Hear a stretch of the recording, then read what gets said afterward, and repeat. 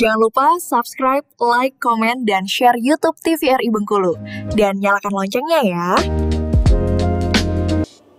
Halo pemirsa, kembali lagi tentunya di Dokter Kito, bersama Kita Sehat. Senang sekali saya Viva Manca dapat menemani pemirsa dalam 1 jam ke depan dengan tema kita pada hari ini, yaitu pentingnya menjaga kesehatan jiwa. Namun sebelum itu kami informasikan pada pemirsa di rumah untuk mendapatkan informasi terkait program-program kesayangan TVRI bisa didapatkan di sosial media kita dan juga akan ada tayangan ulang di YouTube channel kita TVRI Bengkulu. Baik pemirsa, tentunya kita akan membahas dan berdiskusi terkait tema kita pada hari ini, yaitu pentingnya menjaga kesehatan jiwa, dan kita sudah kehadiran narasumber yang luar biasa. Yang pertama ada Dr. Lisda. Halo dokter. Halo, bagaimana hari ini? Sehat ya, sehat semuanya, tentunya sehat jiwa juga ya dokter ya. Dan juga kita kehadiran Dokter Bella. Halo dokter. Bagaimana? Alhamdulillah baik. Alhamdulillah baik. Nah, hari ini kita akan membahas terkait pentingnya menjaga kesehatan jiwa. Mungkin sebelum itu dari Dokter Bella dulu ya, boleh menjelaskan terkait seberapa penting sih dokter kesehatan jiwa itu dokter? Ya, jadi kita bahas hari ini tentang pentingnya kesehatan jiwa. Ya. Kesehatan jiwa sendiri itu didapatkan sebenarnya paling pertama itu dari diri kita sendiri ya. Jadi kalau misalnya kesehatan jiwa kita itu baik, kita akan memberikan juga energi positif untuk diri kita sendiri dan lingkungan kita gitu. Nah, hari ini kita akan bahas gimana sih caranya supaya jiwa kita itu sehat dan gangguan apa aja nih sebenarnya yang dapat mengganggu kesehatan jiwa kita. Benar sekali.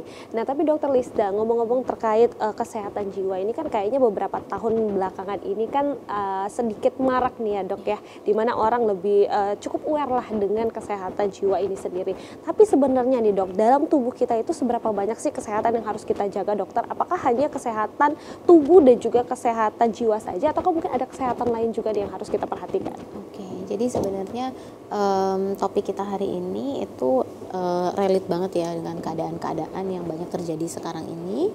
Mungkin kita tahu ya, ada banyak kasus-kasus seperti yang terupdate baru-baru ini, misalnya seorang anak yang membunuh ibu kandung dan lain sebagainya. Masih banyak kasus-kasus lain di luar sana yang ternyata ketika digali itu ternyata ada kaitannya dengan kesehatan mental atau kesehatan jiwa dari individu tersebut. Karena sebenarnya kalau kita mau beranjak dari definisi sehat yang sesungguhnya, sehat aja nih ya, kita nggak bicara soal sehat jiwa. Ternyata sehat itu kalau menurut WHO adalah sehat secara fisik, mental atau jiwa dan juga sosial. Jadi sebenarnya sehat yang ada di masyarakat itu kebanyakan hanya terputus sebatas fisik saja. Selama ini yang kita menjadi fokus perhatian itu adalah kalau fisiknya tampak bugar, tampak sehat, maka udah dipastikan tuh orangnya sehat menurut masyarakat kebanyakan gitu.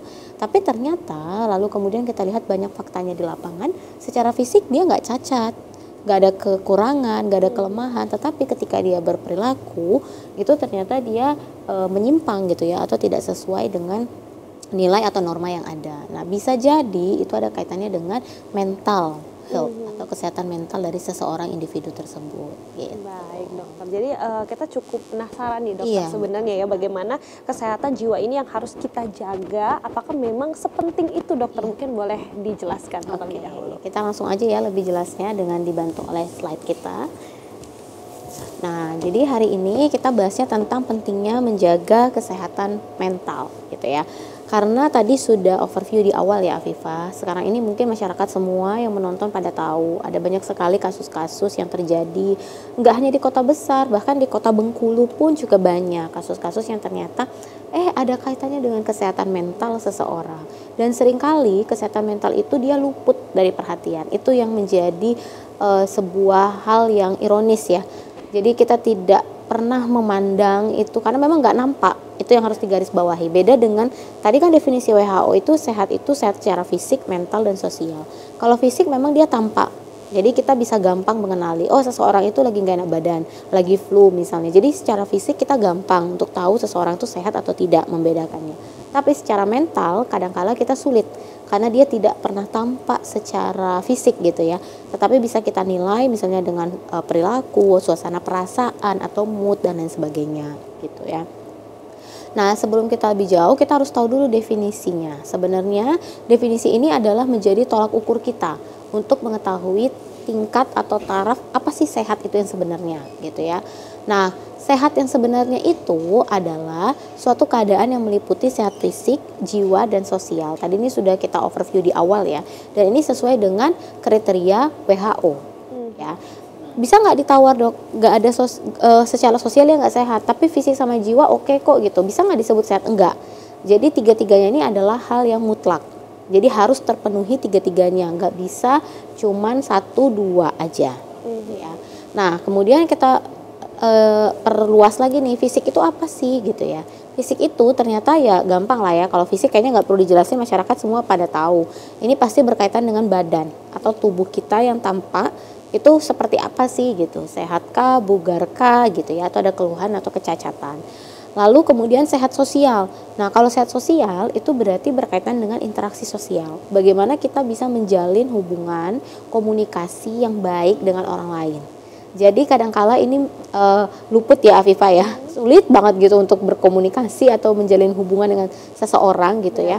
Nah itu sebenarnya salah satu masuk di kriteria kesehatan secara sosial. Harusnya kita bisa gitu ya. Artinya di dalamnya itu kalau sehat secara sosial tuh bisa punya pikiran yang optimis dengan diri sendiri dan juga bisa menerima orang lain apa adanya gitu. Kadangkala ini yang menjadi susah ya, yang cakupannya itu luas gitu ya.